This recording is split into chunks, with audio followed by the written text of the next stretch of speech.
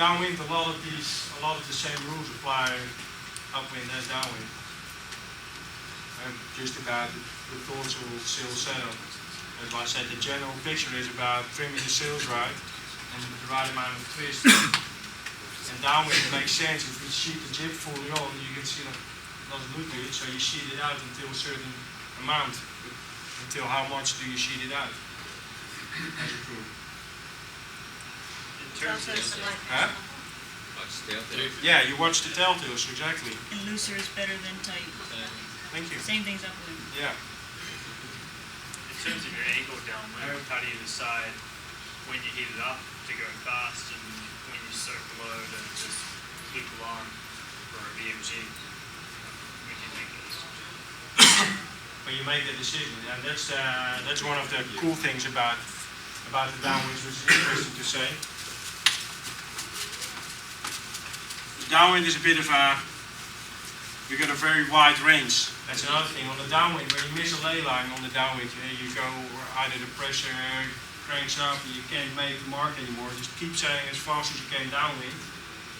You pick the right moment to get the kite down. It's not so much that you lose a lot by sailing a little bit too far. It's by we take the kite down way too late. And therefore now we have to sail upwind to the mark instead of reach to the mark. Make sense? Do you crack your travel off at all going downwind then, or not? No. Not at all. The apparent wind angle we're built is so much that we don't crack the travel out. So what you're saying is it's much better to overstand the ley line and have this two sail reach in than it is to try to soak it in medium wind conditions. No, it's best. The best thing is just to hit the The ley best lines thing right. The next thing is, but in the event that you ever miss a ley line, I'm sure that you don't, but I do all the time. No, it happens to me as well. It's just how you deal with the mistakes. Like if you underlay it, if you have to soak, soaking is also deadly.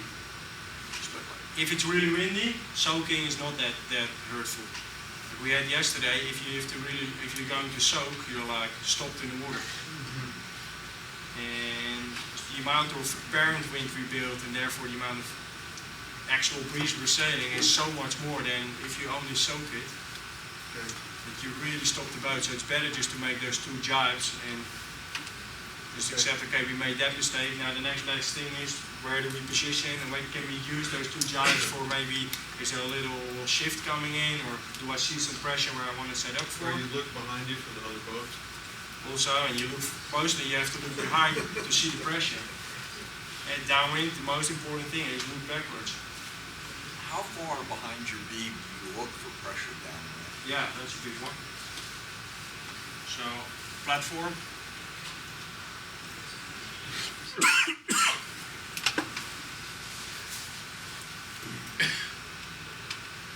So the foot straps on the boat. As a helm, if you sit on the boat,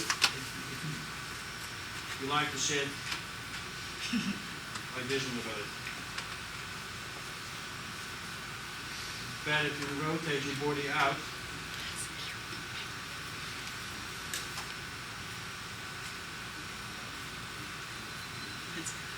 You sit more like that on the boat. Right, where's the bow?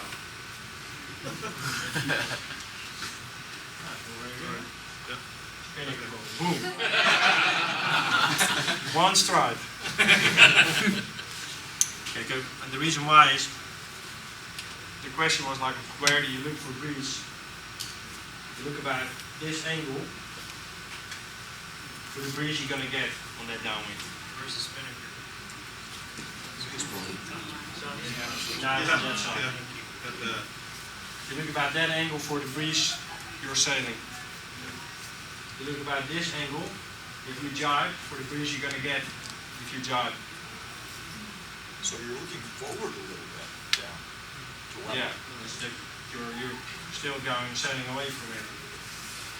But for the big picture, is you have to look backwards. It's like, is this pressure developing here, or is it developing there, or is it developing? That one you drew on the weather port, how is that puff going to get to you? Or is that one you might Not- try for? Well, this one is not at the moment, because we're just past it.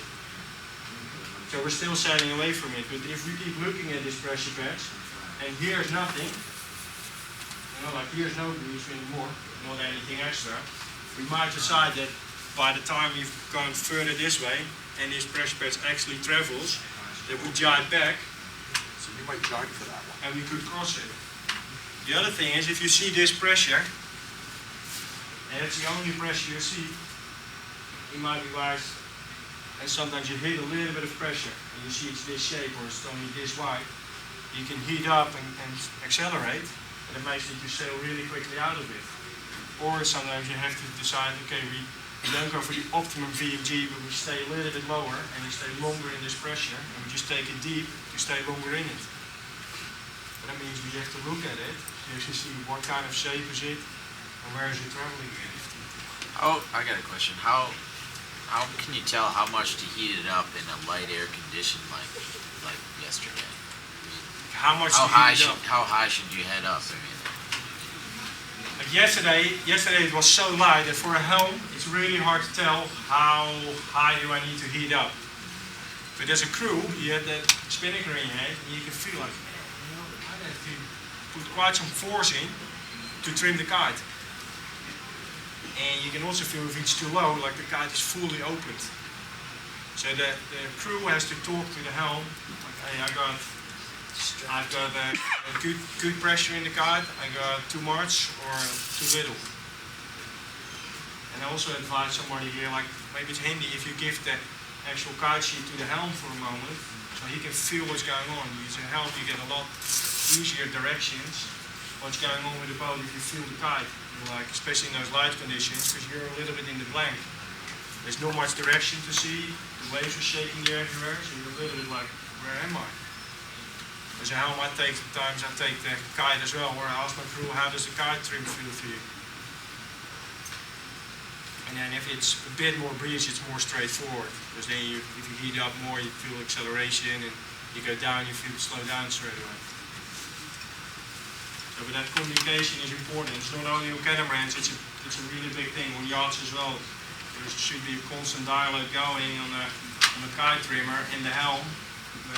Press one means like come up a little bit, or down one, you can come down a little bit more, and the kite feels that all the time. Daggerboard height ups. Excuse me? Daggerboard settings downwind Yeah, versus heavier. the daggerboard height is mostly about 40 centimeters up, so like a foot, what is it? How much is that, Jay? Like 1.5 foot. It's not really. If it's way too high, if it's way too deep, you feel if it's way too deep, the boat starts to get tippy. If it's way too high, the boat slips sideways. But somewhere in between, we say like it's about 1.5 foot, 40 centimeters, which we pull it up. Light air too? Pick them up in light air? Yeah, we pick them up as well.